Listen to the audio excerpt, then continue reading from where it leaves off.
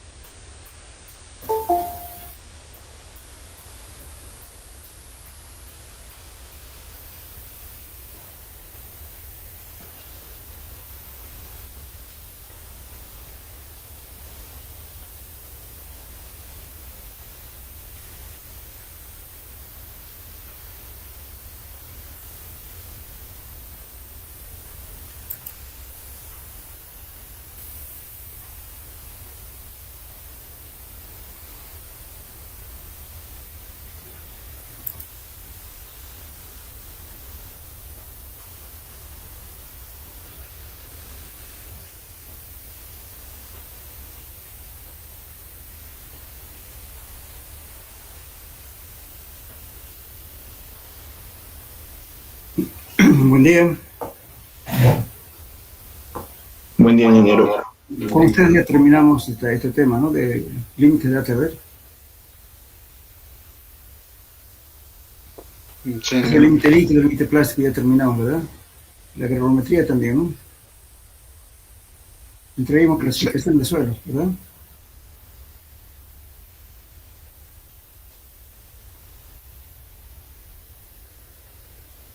Ahora, ¿me oyen? Entramos al tema 6, ¿no es cierto?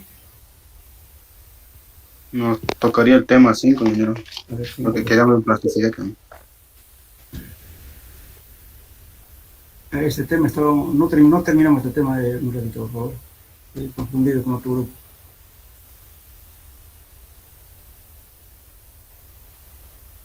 Tres, cuatro. En el tema 5 quedamos, ¿no? Tema 4.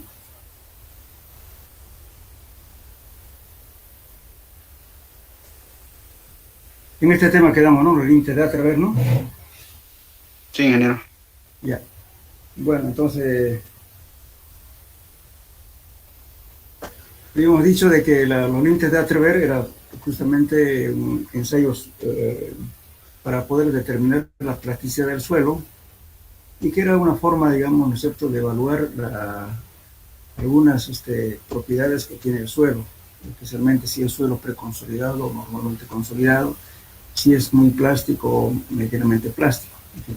Bueno, el procedimiento, digamos, para hacer este ensayo es trabajar siempre para materiales que pasan la malla número 10. O sea, para determinar la plasticidad necesariamente hay que tamizar la malla número 10.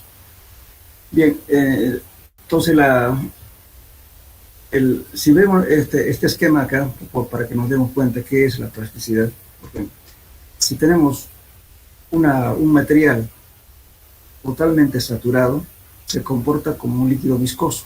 En ese momento estamos en estado líquido.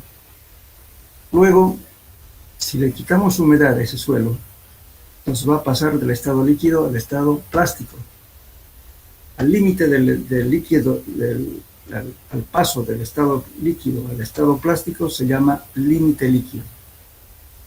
Si a ese suelo le vamos quitando más agua, entonces el límite líquido pasa al límite plástico. Y entonces aquí está el estado plástico. Entonces la diferencia del límite líquido menos el límite plástico se dice que es índice de plasticidad. Entonces cuando nos fijamos, por ejemplo, en esta ecuación, índice plástico es límite líquido menos el límite plástico. Pero ¿qué significa, por ejemplo, cuando el índice plástico está entre 1 y 7? Se dice que el suelo es poco plástico. Si está entre 7 y 15, medianamente plástico. Si el índice plástico es mayor a 15, se dice altamente plástico. Entonces tenemos que podemos clasificar a un suelo cohesivo en 3 estados, ¿verdad? Plástico, medianamente plástico y altamente plástico. Ingeniero, disculpe que le corte, quedamos en índice de consistencia. Hasta ahí se avanzó. Índice de consistencia. Entonces vamos al final, pues, ¿no? Acá. Aquí estoy en el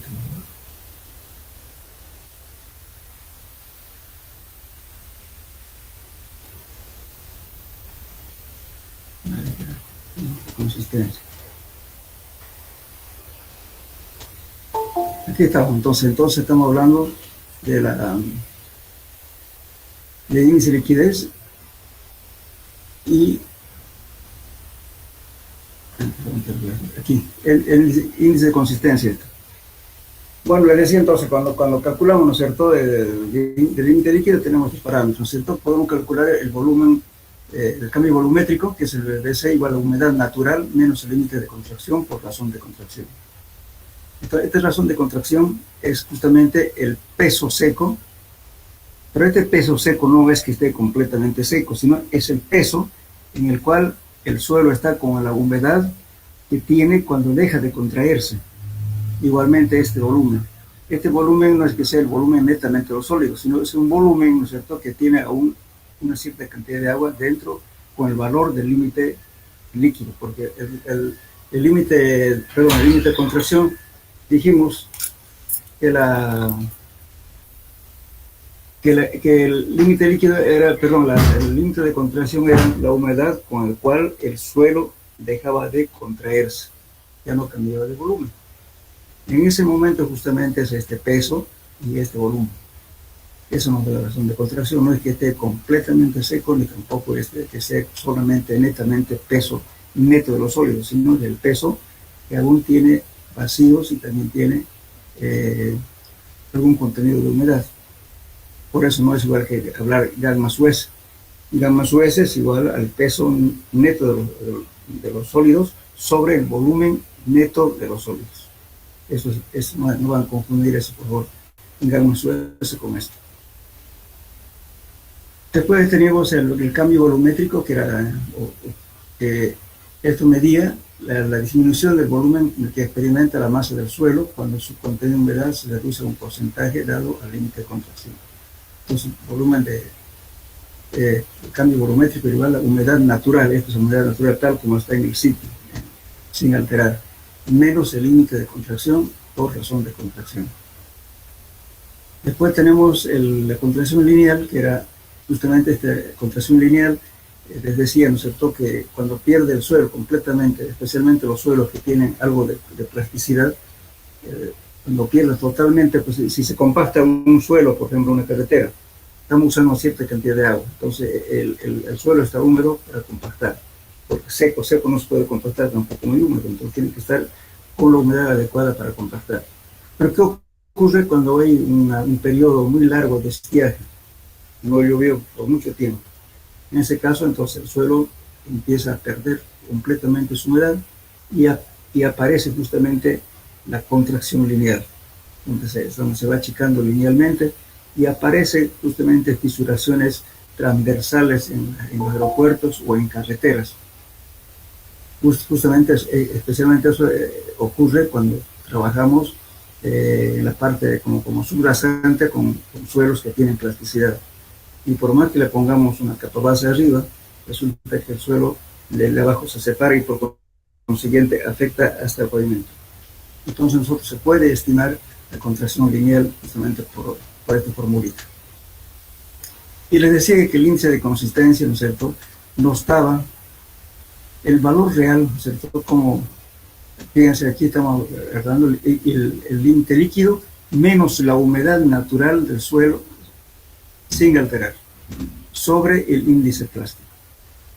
Entonces, ¿cuándo va a ser, por ejemplo, en este caso, digamos, menor a cero? Cuando la humedad sea negativo. Perdón, cuando la humedad sea muy grande. Entonces, al ser muy grande, lógicamente va a ser mucho mayor que el límite líquido. Y por tanto, vamos a tener en ese caso muy poroso y por tanto almacena mucha agua justamente el suelo. Entonces, está en un suelo blando, muy blando. Y en cambio, por ejemplo, si analizamos esto, cuando es duro, lógicamente el índice de consistencia va a ser mayor a 1. Entonces, en ese caso, el límite líquido va a ser mayor que la humedad que contiene el suelo. Entonces, ahí nos damos cuenta si el suelo es rígido o duro. Hasta desde el índice de consistencia, desde aquí hasta esta media, el suelo es relativamente blando. Y a partir de acá, de rígido a dura, quiere decir que aquí casi la humedad no existe.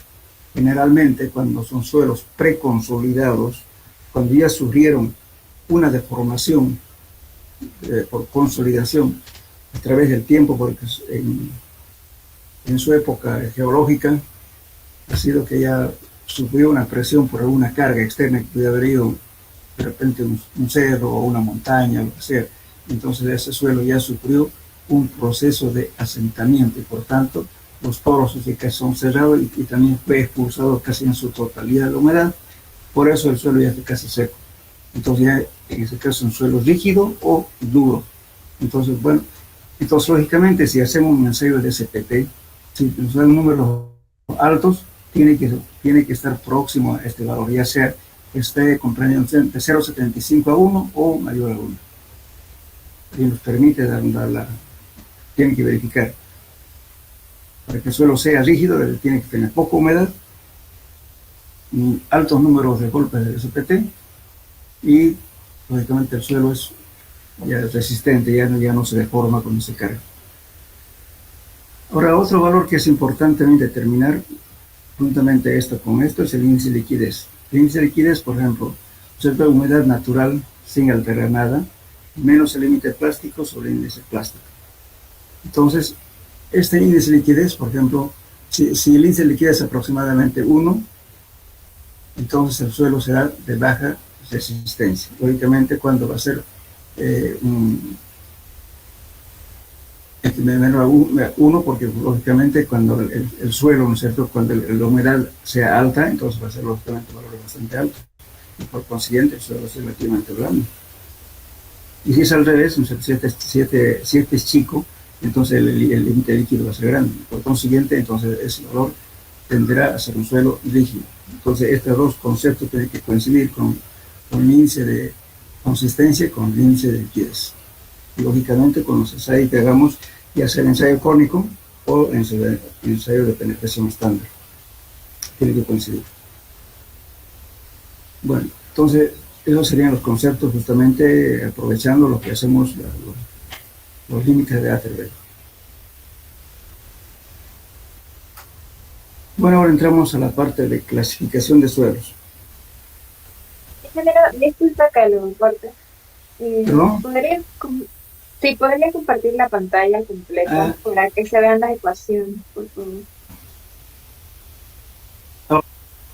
¿Se ve? Hola, hola. Se ve, ingeniero. Ya. Se ve, ingeniero. Ya. Entonces vamos a entrar a la clasificación de suelos.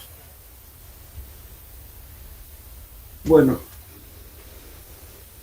los suelos, debido a su formación geológica, ¿no es cierto?, es un proceso muy largo y presenta gran complejidad infinita. Entonces, ¿qué es lo que se ha hecho para clasificar? La clasificación no es más que la agrupación de suelos que tienen similares características. Entonces, lógicamente que acá cada entidad que estudia esto ha hecho una clasificación de acuerdo a su criterio. Entonces, aquí tenemos, por ejemplo, los que más se manejan en la práctica son las normas ASTO, que antes se llamaba ASHO. Antes del año 1970, ASTO se llamaba ASHO. Ahora ya no está vigente. Hubo una cierta reformulación y ahora se llama ASTO. Quiere decir Asociación Americana de Agencias Oficiales de Carreteras y Transportes. En nuestro medio, esto se maneja en toda la construcción de vías camineras, o sea, de carreteras, parqueos, todo está bajo las normas ASTO. Y el sistema ACTM es la de la... Nosotros, sí, perdón, ratito.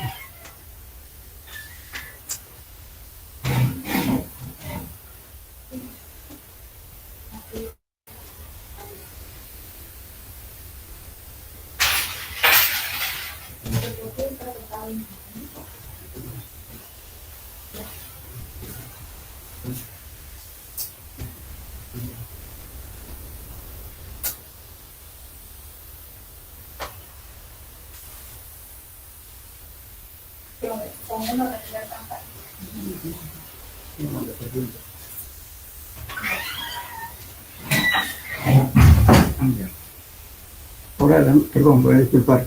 El sistema CTM es igual que el sistema SUB. El sistema SUB es Sistema Unificado de Clasificación de Suelos. En nuestro medio estamos acostumbrados a usar la CTM y el sistema SUB, que se utilizan justamente para clasificar suelos, más que todo dirigido a todo lo que es obras civiles, como ser edificios, puentes, qué sé yo, tanques, fundaciones para tanques, para todo ese tipo de obras de arte, ¿no? Que la obra de arte se llama alcantarillas, todo eso se maneja justamente con este sistema que es la CTM igual que el SUB, el Sistema Unificado de Clasificación de Suelos.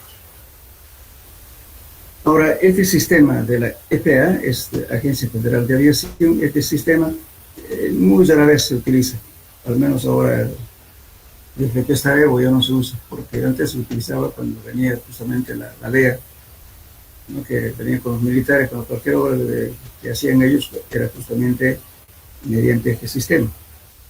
El RFA es una agencia federal de aviación, pero tiene normado todo, que es el estudio de suelo. Por ejemplo, cuando se hace un estudio de suelo, por ejemplo en esto, cuando se hace la penetración estándar, esta norma exige que sea los golpes continuos. A diferencia de las normas ASTO, las normas ACTM, le dicen que sea cada metro, cada cambio de material. Algunas veces se emite inclusive cada 2 metros se puede hacer los golpes.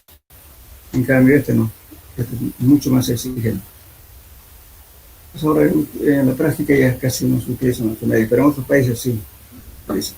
Ahora, el sistema USDA es el Departamento de Agricultura de Estados Unidos. USDA. Esto no se maneja, simplemente lo vamos a poner como un conocimiento general.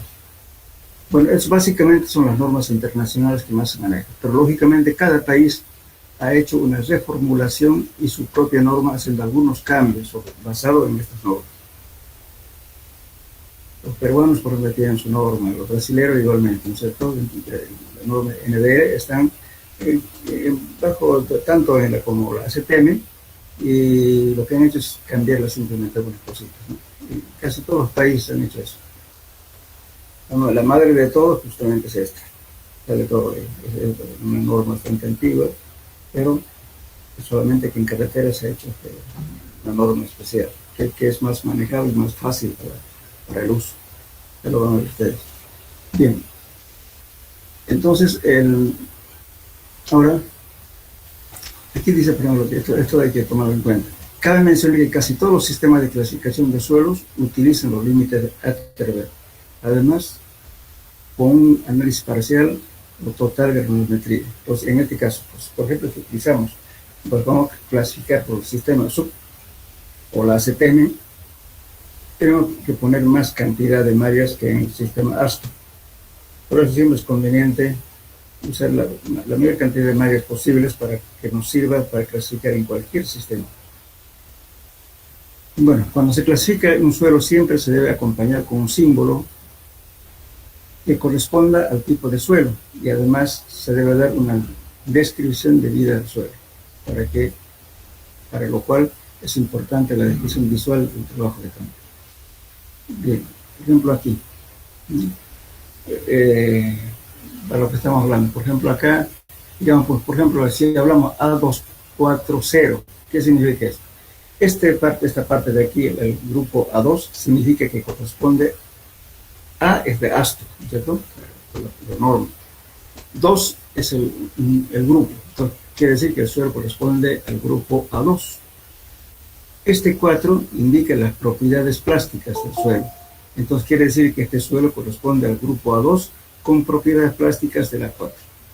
Este valor que está encerrado aquí entre paréntesis, siempre entre paréntesis, va a ser un valor absoluto, positivo. Esto significa índice de grupo. Después vamos a hablar cuando hablemos en detalle, cuando estemos viendo el método, vamos a mencionar más de este método.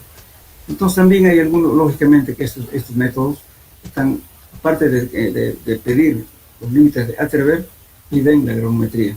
En cambio hay otros basados exclusivamente en la granulometría, por ejemplo estos métodos. Lógicamente de estas tablitas hay muchas. Yo he puesto aquí simplemente algunos que son los más usuales y los más fáciles de manejar. Este sistema de clasificaciones solamente están basados en su granulometría, en el tamaño de las partículas, no así de su plasticidad. Uno de ellos, por ejemplo, tenemos la clasificación internacional. Este sistema fue desarrollado en Suecia. Entonces aquí la arena lo divide en dos partes, el limo también. Entonces fíjense, dice arena gruesa, arena fina. Entonces aquí de 2,02 a 0,02. Está desplazado un poquito, lo van a corregir, por favor.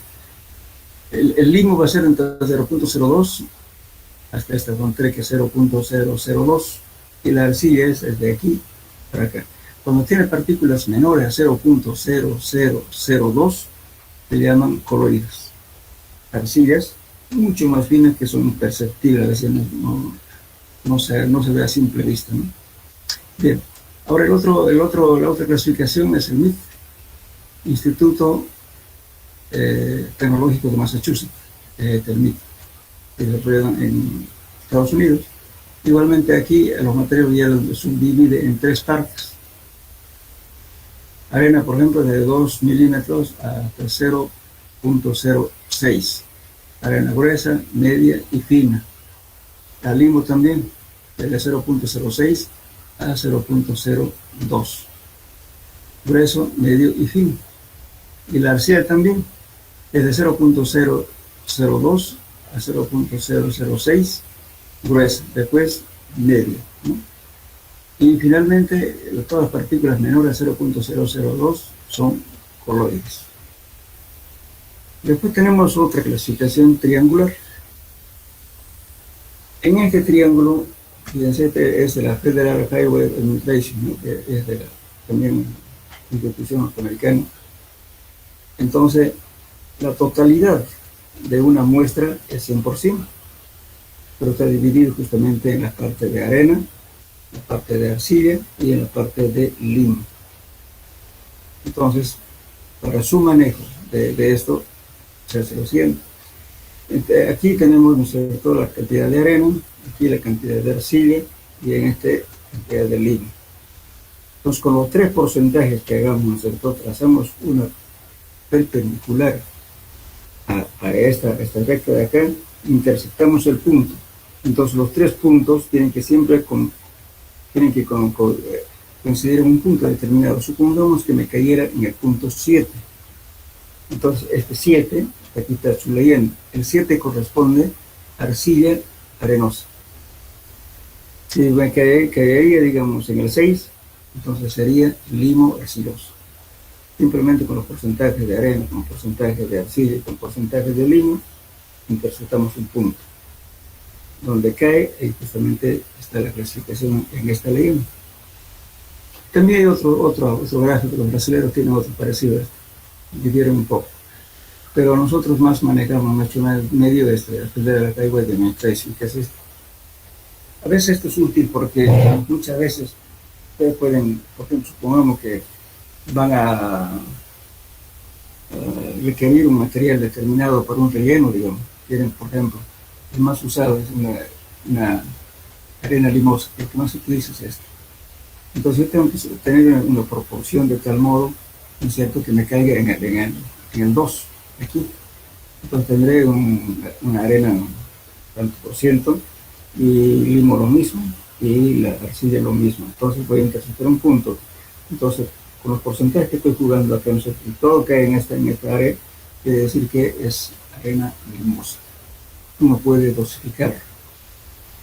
También un sistema de ecuaciones para poder dosificar. Por ejemplo, digamos, estamos en una chancadora y viene un cliente, le va a decir, por ejemplo, quiero un suelo que tenga, que se le va a dar supongamos que sea un suelo a 2,4, que va a requerir una cierta cantidad de arena, de limo y arcilla. En ese caso usted puede plantearse un sistema de ecuaciones. Entonces va a tener tres ecuaciones con tres incógnitas y lo resuelve y va a encontrar la cantidad necesaria de cada material para realizar una mezcla. justamente esto, esa tarea que estoy hablando, esto, el sistema de ecuación no está planteado aquí, pero sin embargo lo van a hacer como tarea, por favor. Les voy a dar la bibliografía y inclusive la página del libro, pueden buscar en la biblioteca.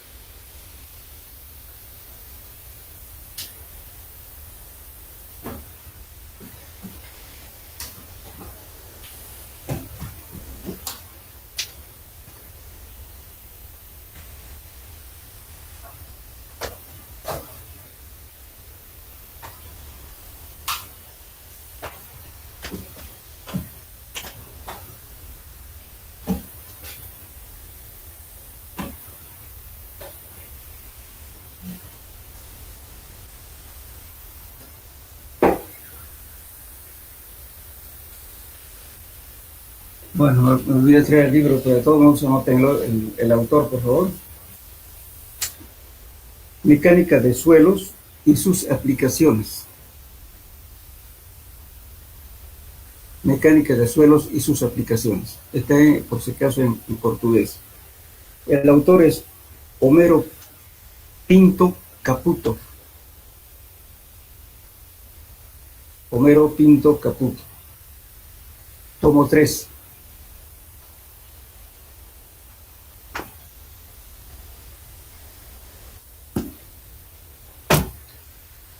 Ahora, si ese es un solucionario de problemas de mecánica de suelos.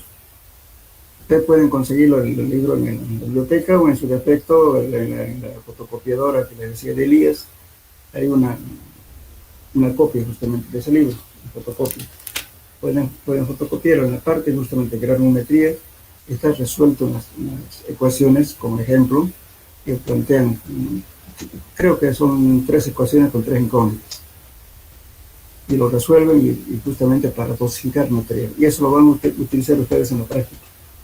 Realmente cuando se hace un material requerido para pavimentos flexibles, por ejemplo, tiene que ser una curva que le pide la norma y por tanto ustedes tienen que saber qué cantidad de cada material van a echar para tener una granulometría que le exige las normas en pavimentos. Ahora, si son jefes igualmente de una chancadora, bueno, le van a decir, señor, quiero tal material, con tal característica. Ellos pueden hacer un planteamiento de ecuaciones, ¿no es cierto? Porque las chancadoras que hacen, los diferentes tamaños que están triturados, lo van separando. Entonces, sabe usted la cantidad de cada uno de ellos, hacer la mezcla y obtener un material. Generalmente, en los laboratorios, cuando le piden uno que viene, dice, tengo 3 muestras y quiero tener un suelo de tal tipo, con tal característica, quiero que me lo dosifique, cuánto le voy a echar de cada uno de ellos. Entonces, en la práctica, ¿qué se hace? Generalmente casi en todos los laboratorios en eso. Agarran, lo mezclan, ¿no es cierto? Y luego lo pueden mezclar, hacen el tamizado y luego lo clasifican. Si no da eso, hacen otra mezcla. Y así sucesivamente hacen varias mezclas hasta obtener. Pero si no quieren hacer eso, entonces pueden plantearse un sistema de ecuaciones y dar exactamente qué cantidad de cada tipo de suelo van a echar para obtener un suelo que se exige por clasificaciones. Para eso facilita justamente las ecuaciones. O si no, se hace empíricamente, como digo.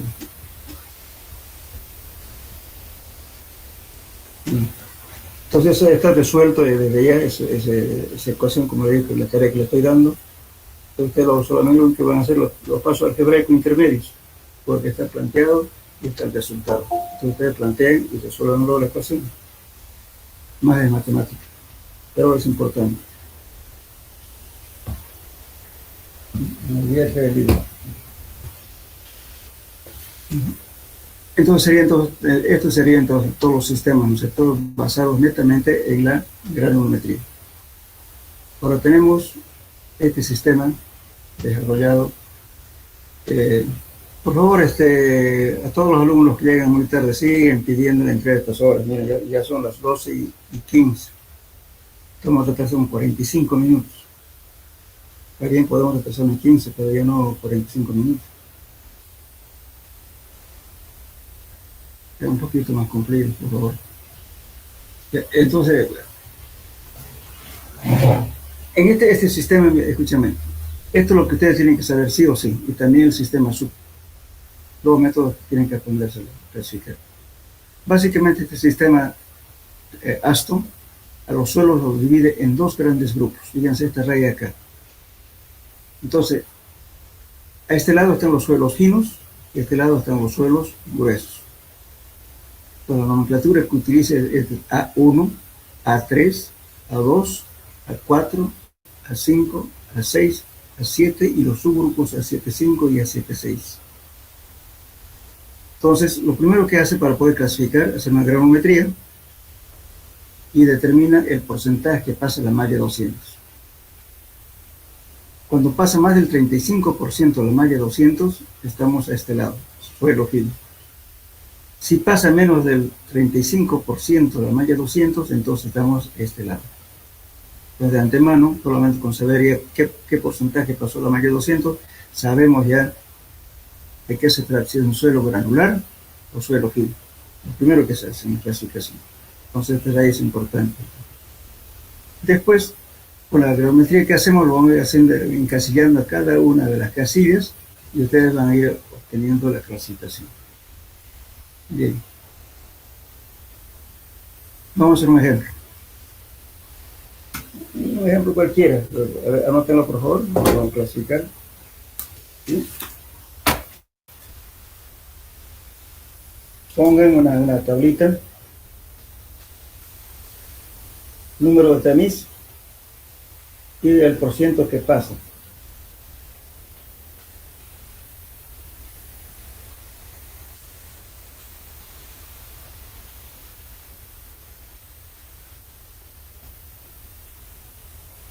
Bien. Entonces el número de tamiz, vamos a utilizar estas mallas.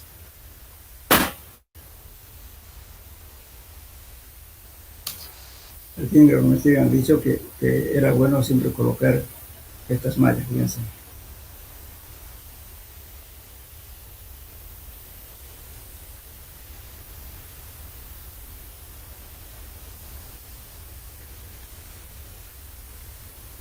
Dijimos esta malla, ¿cierto? Por lo menos esta dijimos, ¿no? Esta serie o bien esta serie. Supongamos que vamos a adoptar aquí. Pongamos primeramente la malla número 4. La malla número 4. Es que por ciento que pase que sea 80%, 85%. La malla número 10, que sea, por así decir, 60%. La número 40, estamos utilizando estas mallas de aquí. La número 40.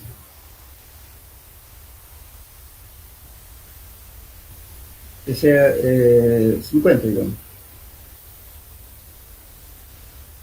Y la número 40, 100. Digamos 45. Y la número 200, que sea 30 también. El límite líquido, que sea 35, digamos. El límite plástico, que sea 23. Esos son los datos. ¿Notaron? La malla número 4, 85%, la número 10, 60%, la 40, 50%, y la número 100, 45%, y la número 200, 30%. Esos son datos que se hacen mediante gravimetría. Y con los límites de ATRD han determinado el límite líquido 35 y el límite plástico 23. Esos son los datos. ¿Está claro? Sí, ingeniero. Muy bien, entonces bueno, y ahora lo primero que hacemos es calculamos el índice plástico, ¿verdad? El índice plástico es igual al límite líquido menos el límite plástico. Entonces el índice plástico va a ser en este caso 35 menos 23. Nos da 12. Entonces tenemos el índice plástico 12. Tenemos todos los datos. Muy bien.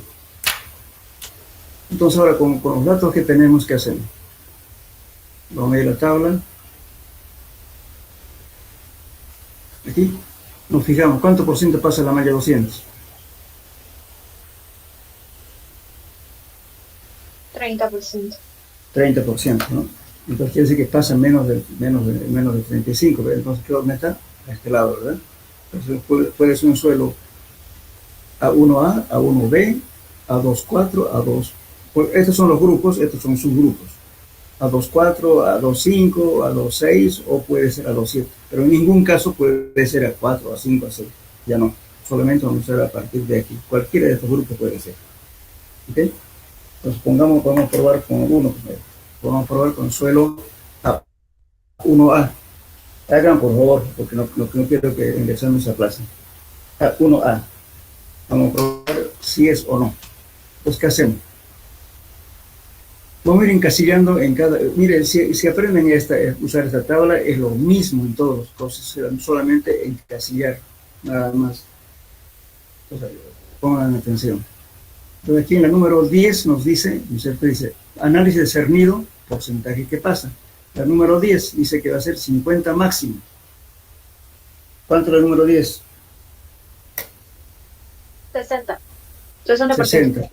Ya, ¿y qué le está diciendo aquí la norma? Admite máximo a 50, ¿no es cierto? ¿Sí? Si se pasó del 50, entonces quiere decir que no corresponde directamente a ese grupo. Ya, entonces anulamos el S. Ahora nos vamos con el A1B. Pero A1B nos dice aquí lo mismo, pero aquí nos está diciendo, ¿no es cierto?, que aquí el porciento que pasa la malla número 10 está en blanco. Eso significa que admite cualquier valor. Entonces, hasta ahí nos coincide, A1B. Después comprobamos la número 40, dice que debe ser 50 máximo. ¿Cuánto es la 40? 50, entonces, hasta ahí coincide, ¿sí? Puede ser eso. Ahora dice que la malla 200 debe ser 25% que pasa máximo. 25. Aquí ¿cuánto tenemos? 30. Y por tanto, tampoco cumple. ¿Entienden? ¿Están entendiendo? Sí, ingeniero. Sí, ingeniero. Entonces ahora pasamos, como no corresponde a, esto, a este ni a este, entonces nos pasamos al suelo A3. Pongan el A3. El A3 entonces me dice, y aquí el 50 cualquier valor, me dicen 40, 51 mínimo. En el 40 tengo solamente 50, ¿verdad? No me cumple. Me está diciendo que 50 debe ser el mínimo. Entonces tampoco es A3. Me paso al A24.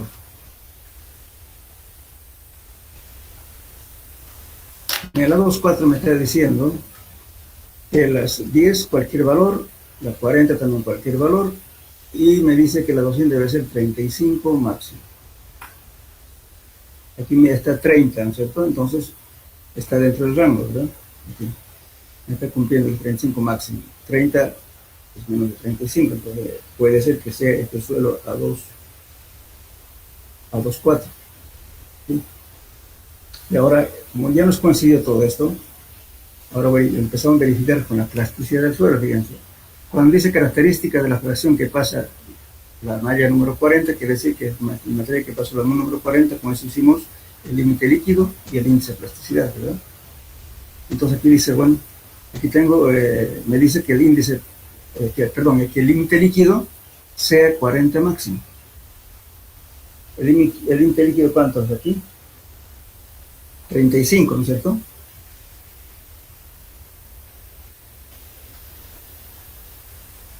Hola. Sí, es Sí, 35 ingeniero. Helio. Ya, entonces coincide hasta ahí, ¿verdad? Coincide. Entonces me dice ahora que el índice de plasticidad debe ser 10 máximo. ¿Aquí cuánto es? 12. Y por tanto no coincide eso. Entonces, por tanto, tampoco es a 2,4. Nos vamos a 2,5.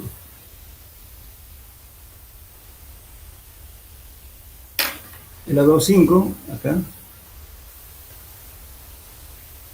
lo mismo que aquí, admite cualquier valor, nos verificamos aquí.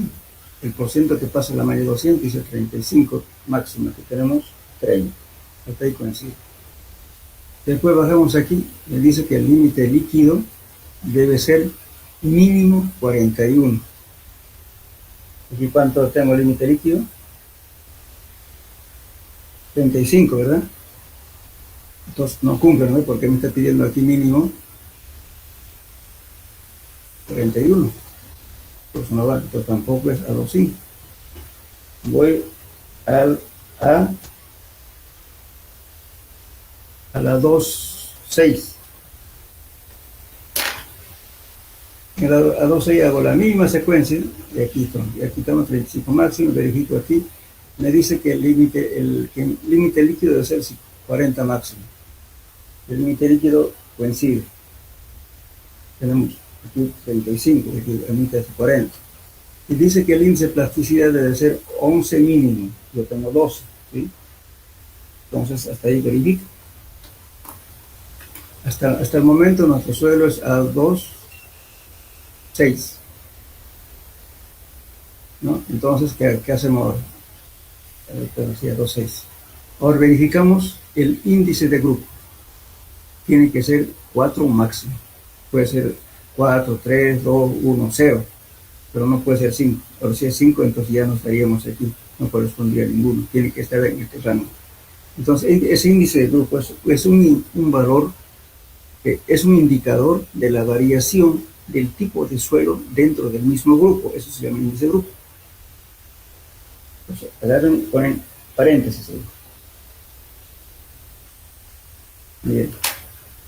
Entonces, y podemos calcular ese valor mediante este abaco o mediante esta ecuación. Ahora, primero vamos a ir por esta ecuación. Esa ecuación dice el índice de grupo es igual a 0,2 por A más 0,005 de A por C más 0,01 de B por D. ¿Ok? Esta ecuación. Bueno, ahora encontramos A, B, C y D para aplicar esta ecuación. Aquí van a tener muy en cuenta, la mayoría falla aquí. Aquí me está diciendo, para encontrar A, dice, el porcentaje de material más fino que la malla 200, mayor a 35, pero no mayor a 75. Entonces, 35 no puede ser menos de 35 ni más de 75. Entonces, de 35 a 75 es 40. Entonces, ¿qué quiere decir? En ese rango va a variar de 1 a 40. Pues 1 menor o igual que A, menor o igual que 40. Bien. Ahora, ¿qué hacemos?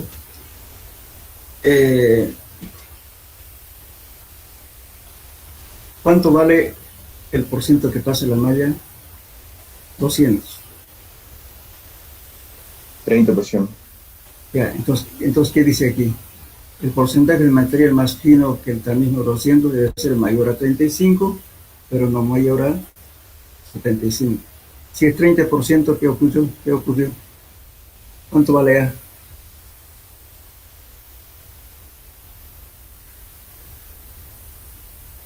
¿Me entienden? solamente lean esto. El valor absoluto, ¿no es cierto? Perdón, el de 35 a 75 es 40. Entonces no llegó al límite inferior a 35. Como no llegó al 35, directamente eso es 0. A vale 0.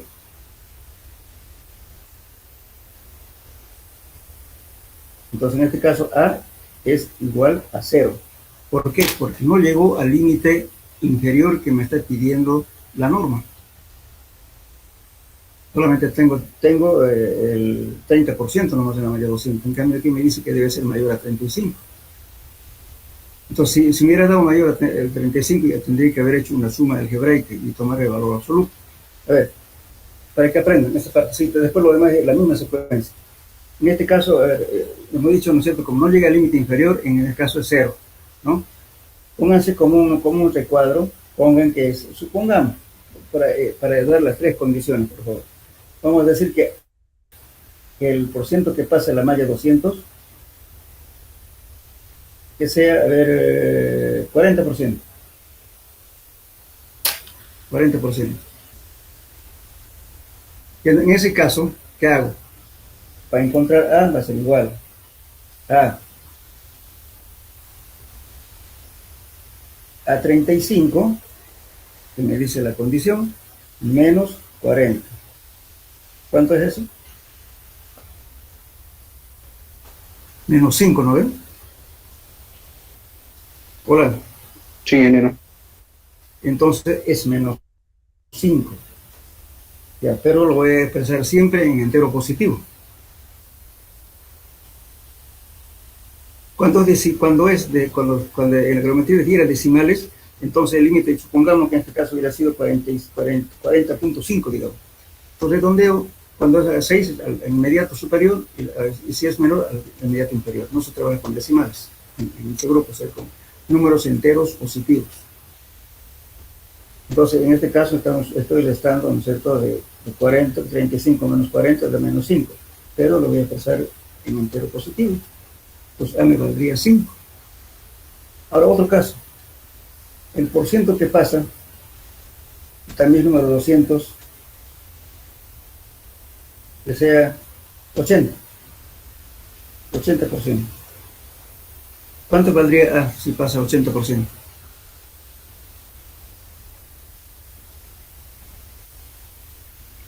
45. 40, pues. ¿Por qué de 35 a 75 es 40?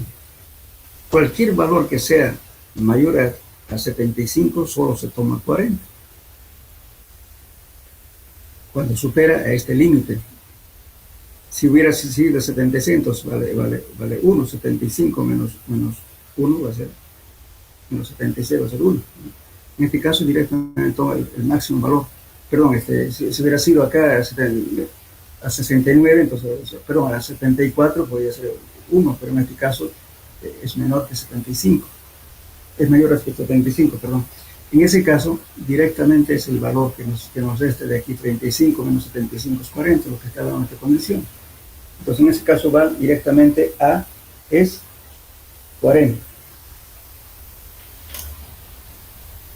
Bueno, en resumen, cualquier valor que no llega al límite inferior, 0.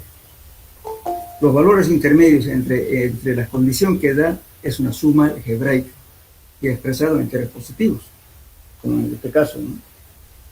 Yo me he hecho con que daba menos 5, pero no me he hecho 5 positivos, ¿no? ¿Por qué? Porque estaba dentro del rango. Ahora resulta que aquí se pasó de la condición que me dio. Dice, pero no mayor a 75, fue 80. Entonces, ¿qué estoy haciendo yo? Estoy dándole simplemente, estoy tomando, perdón, el máximo valor que me da de 35 a 75 es 40. Pues tomo a 40. Para este caso, lo mismo, para todas las condiciones, las mismas condiciones, solamente que el otro es con otros valores. Y aquí tomamos para encontrarse el valor del límite líquido, y aquí tomamos el límite plástico, el D. Así, tal como estamos haciendo aquí, lo mismo. Fíjense ahora vamos a encontrar B. El A, ¿cuánto nos dio? 0, ¿no es cierto? De acuerdo a nuestro resultado de geometría. Ya, ahora vamos a hacer Vamos a encontrar el B.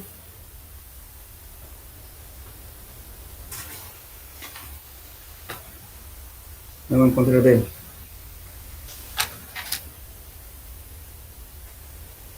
B dice lo siguiente. Para encontrar B está diciendo por ciento de material que pasa la malla 200 mayor que 15, pero no mayor a 55. Muy bien, entonces B, ¿cuánto por ciento que pasa la malla 200? 30, ¿no es cierto? Hola. Sí, en Sí, el número 30%. 30%. Pongo 15 menos 30. ¿Cuánto me da? Menos 15. ¿Sí? No Sí, suma. número. Entonces lo pongo positivo. Va a ser 15. Ahora paso a encontrar C. C dice que va a ser límite líquido mayor a 40, pero no mayor a 60. Uno menor que C, menor igual a 20. Y por tanto va a ser de 1 a 20. ¿Por qué? De 40 a 60 es 20. Igual que la misma condición. Entonces aquí estamos diciendo, bueno, ahora vamos a encontrar C. C dice aquí, la condición dice que debe ser mayor a 40, pero no mayor a 60. ¿Cuánto vale el límite líquido aquí? 35. 35, ¿no? Y por tanto, ¿cuánto vale C entonces? 0. 0, exactamente, 0. Porque no llegó al límite inferior. 0. Ya entendí uno, ¿ves? 0. Ahora, encontramos D. D dice, es el índice plástico. Aquí el índice plástico mayor que 10, pero que no sea mayor a 30. También es 1 menor que D, menor o igual que 20. Entonces, de 10 a 30 es 20. Bueno, así como en el primer, como vimos anteriormente, lo mismo. Fíjense. Entonces, aquí dice, entonces debe ser, D debe ser mayor a 10, pero no mayor a 30. ¿Cuánto valdría D? 2. Exacto, 10 menos 12, ¿no ven? Entonces, menos 2 y por tanto vale 2. Ya está. Entonces, reemplazamos en la ecuación. Dice índice grupo era igual a 0.2 por A, ¿no es cierto? ¿A cuánto vale? 0 por 0 más va a ser 0.05 de A por C. Entonces el A 0 y C ¿cuánto valía? El Z en 0. 0. Ese miembro 0 más 0.01 D por D. ¿D cuánto valía aquí? 15. 15. Igual a 15. Sí. Entonces va a ser entonces 0.01 por 15 por D. ¿De cuánto vale? 2, ¿no? ¿Listo? Hagan la operación. 0.1 por 15 por 2 vale 0.3. Entonces, ¿cuánto vale mi índice de grupo?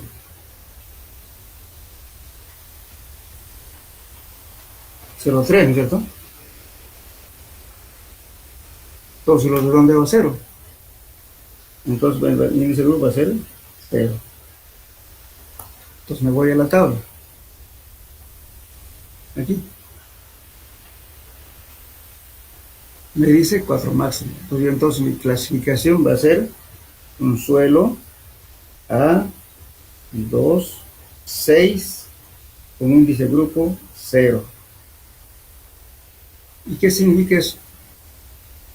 Dice que puede ser grava y arena, limosa o arcillosa.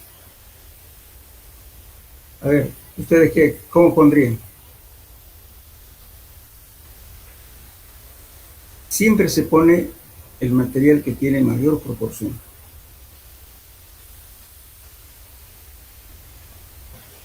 Aquí tenemos mayores arena y limos, ¿verdad? Pero también tenemos grava, ¿no es cierto? Todo lo que les dije, toda partícula que queda retenido en la malla número 4 es grava. Aquí tenemos, fíjense, la número 4, tenemos 15% de retenido, entonces hay algo de grado. Y también tiene índice plástico, y por también tiene plasticidad, tiene arcilla también. Entonces nuestro material va a clasificar como arena, limosa, con grava y arcilla.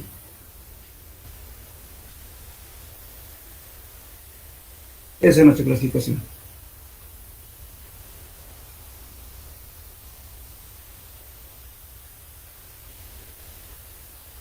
¿Entendieron? Y lógicamente el color ya se lo define, ¿no? Cuando estamos clasificando, el color ya viene del estado natural que llega de la muestra, entonces es el color que se usa, no en seco, porque en seco los suelos cambian de color. Entonces el color siempre se mantiene, el natural que está en el sitio que estamos recolectando la muestra. Podemos decir que puede ser arena limosa con grava y arcilla, color rojizo, color amarillento. Bueno, entonces, como en términos generales, que dicen clasificación general como subbase. Para subbase es excelente. Bueno. Tiene arcilla, pero no muy grande. Tiene también algo de grava. Entonces, el suelo es bueno. Puede usarlo como subbase.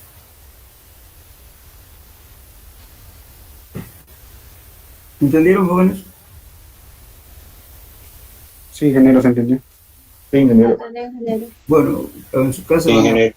van a practicarlo en su casa, por favor. Bien. Ingeniero, Ahora les voy a enseñar a utilizar el ábaco.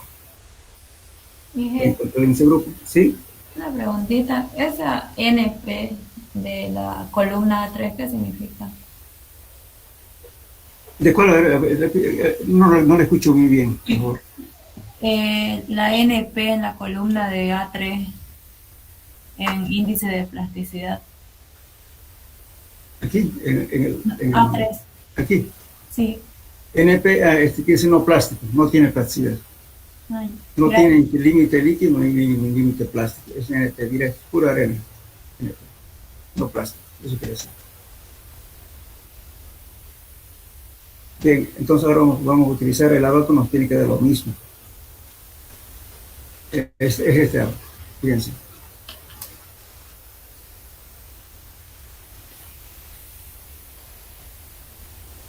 Ahora, si ustedes quieren calcular directamente la clasificación, pueden usar también la carta de plasticidad. Entonces, lógicamente, aquí está diciendo, es la línea A. Entonces, esta línea es cuando el índice plástico, cuando el límite líquido es menor a 30. Es este. Y aquí su grupo A75 y A76. Bien, pero ahora, eso digamos para que, especialmente esto se utiliza para clasificar suelos arcillosos, pero esto no sirve para suelos granulares. Todos son para suelos finos, sí, porque está en base a la plasticidad, por eso se llama carta de plasticidad. Esto permite clasificar los suelos directamente con este abaco, pero en suelos plásticos.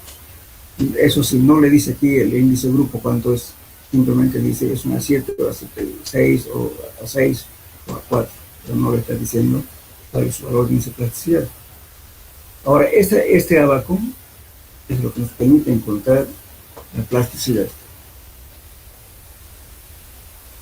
Aquí en esta línea estamos diciendo porcentaje que pasa a la malla 200. Fíjense, la misma ecuación de Doppler, fíjense. Menor a 15, pero no mayor a 55. Aquí un pequeño error, por favor. Aquí, esta línea aquí corresponde a 10, menor o igual a 10.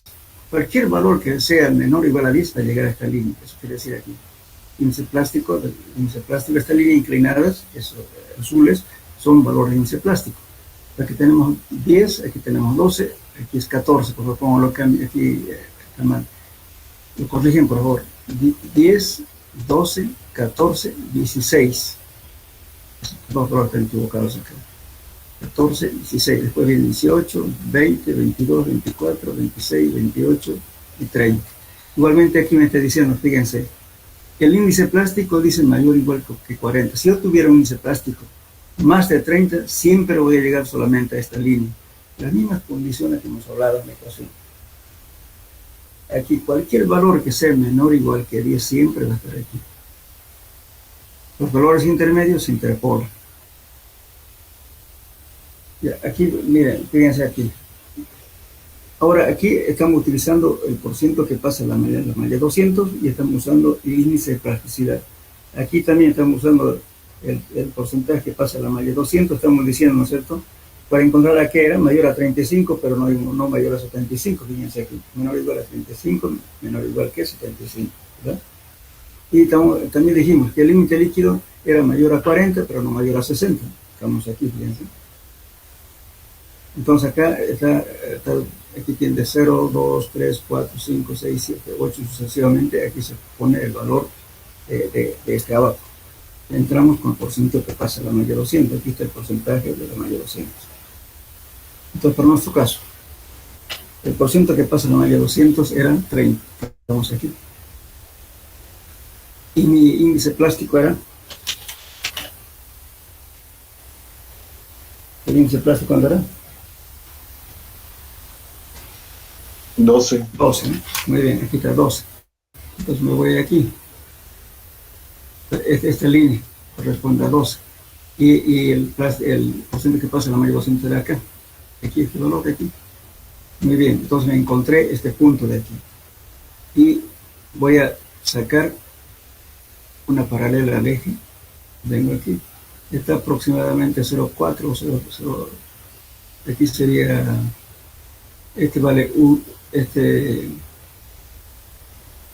vale 1, entonces aquí lo tendría, sería 30 y 12 está aquí, entonces ponemos acá, debe ser aproximadamente 0,3 o 0,35, ¿no es cierto? Aquí. Entonces pongamos, ahí va a ser índice de grupo igual a 0,35. Ahora, voy a encontrar otro valor de aquí y lo tengo que sumar con el valor que encontré acá.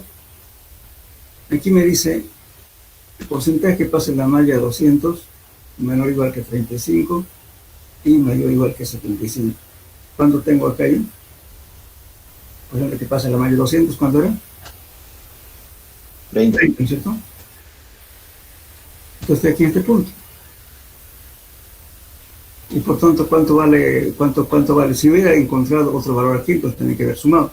Pero en este caso, esta casualidad no entra acá, entonces este abajo va a dar directamente 0. Esto va a ser 0,35 más 0. Y si redondeado, ¿cuánto nos va a dar en este grupo? 0, ¿verdad? Sí, Daniel. Entonces coincide. Ahora, para que aprendan a usar bien ahora vamos a hacer, pongan un recuadro, ¿no?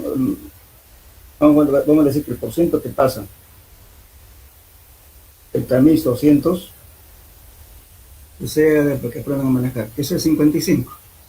No sé, o no, pongan 45, bueno, 45. 45, ¿ya? El índice plástico que sea 18. O 20, ya. El índice plástico, 20.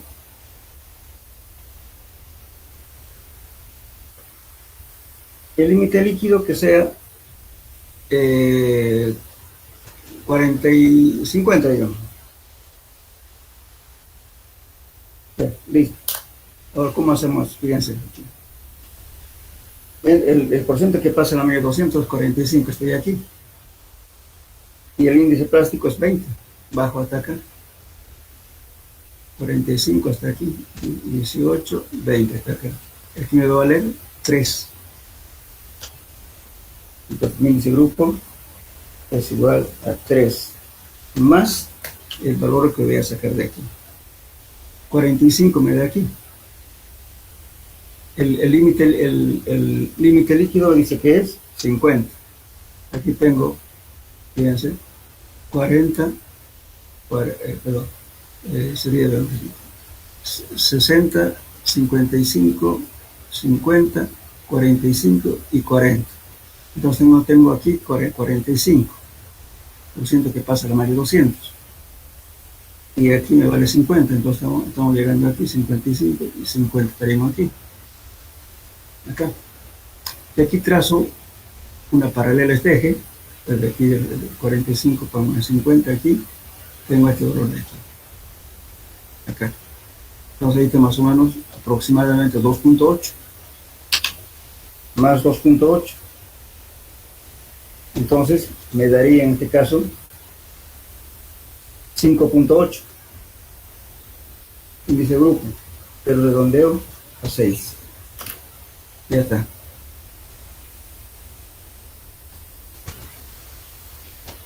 ¿Entendieron? Sí, ingeniero, se entendió. Ya, ahora vamos a ir a otro ejemplo aquí más. Vamos a dar otro caso que sea mayor a la condición que le estoy pidiendo. Pongan el porciento que pasa, también 200 que sea, digamos, 60%. 60%. Muy bien. Vamos a poner que el límite líquido sea igual a 65%.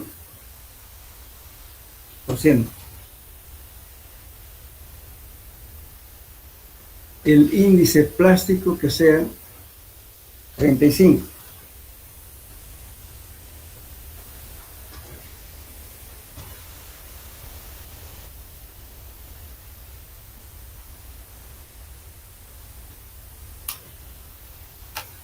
Ya. Entonces, ¿qué hago? Fíjense aquí. Voy a encontrar primero la consideración. ¿Qué dice aquí? Por ciento que pase la malla 200 mayor o igual que 55, ¿verdad? Cualquier valor mayor o igual que 55, ¿qué va a pasar aquí? Yo tengo aquí 60. Pero aquí tengo 55, ¿cómo hago?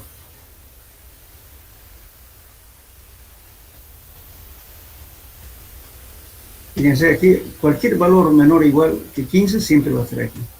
Cualquier valor mayor que sea mayor o igual que 55 va a ser aquí. Entonces yo tengo 60, estoy aquí. Y mi índice plástico es 35. Entonces voy a bajar por acá, aquí tengo 30, ¿no? Aquí 30. Esta línea de aquí es 30, ¿verdad? Pero 35. Yo tengo 35 como dato. ¿Qué valor adopto ahí?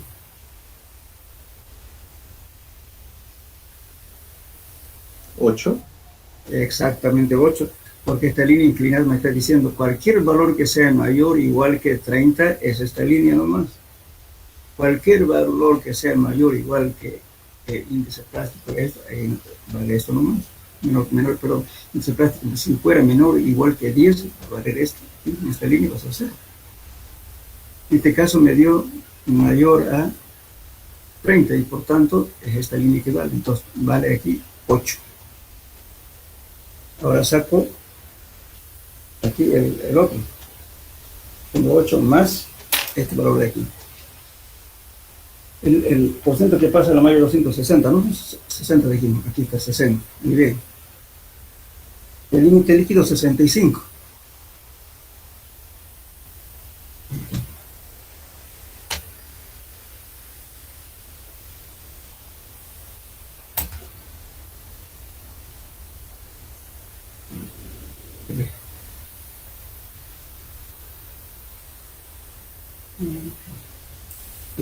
Aquí, fíjense. Estamos acá, bueno, aquí digo 60%, entonces tengo aquí. El límite líquido dice que es mayor a 60. Aquí tengo 65. Vengo por aquí, aquí tengo 60, ¿no? ¿Qué hago? ¿Qué hago ahora? Porque mi dato me pide 65, aquí todos tenemos 60. ¿Qué hago? Adopto la 12, ¿no? Esta línea vale para cualquier valor que sea mayor o igual que 60. Es esta.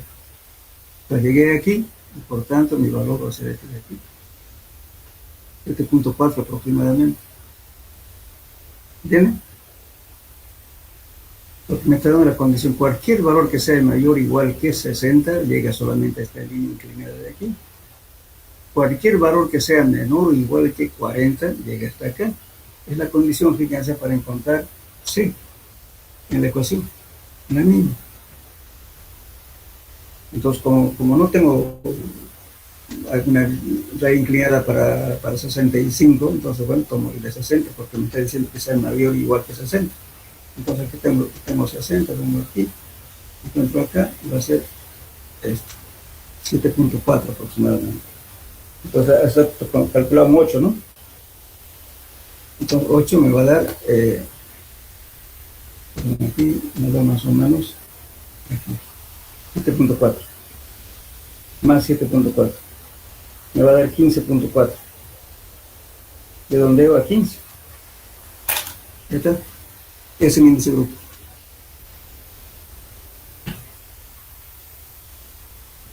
No se olviden eso.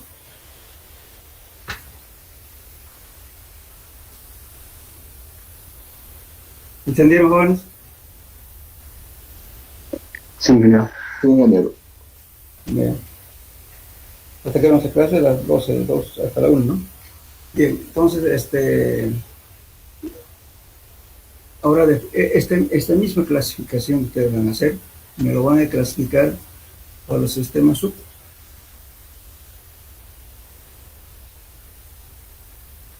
Por este sistema. Pero la próxima clase, ¿qué no podemos hacer? Entonces, le voy a, de todo más de tablita, aquí está muy borroso, se le voy a pasar una fotocopia. ¿Sí? Le voy a pasar la tabla esta que está aquí abajo, que tiene un error, le voy a pasar una fotocopia de esto, para que lo tengan, también, esto también, eso, esto, y también le voy a pasar esto.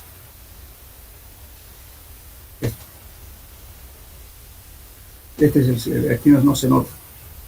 Le voy a pasar otra tabla. Esto es lo mismo, solamente que aquí dice, en vez de máximo, dice más o menos. Por el 40 o más, ¿qué quiere decir? Aquí admite 40 o más de 40. Aquí 60 menos, dice aquí. ¿Qué admite? 60 o menos. Pero si es 61 ya no va aquí. Tengo que buscar. Esto viene de arriba hacia abajo. Igualito nomás que el otro se puede seguir todo lo que pide la tabla. Ustedes aprenden el sistema, el norma ASTO, y en los demás es la misma cosa.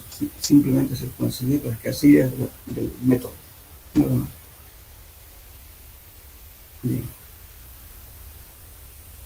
Bueno, entonces dejaremos para la próxima clase terminamos de clasificar por favor, el método CHUP y la FA. Le voy a pasar de todos modos las tablas.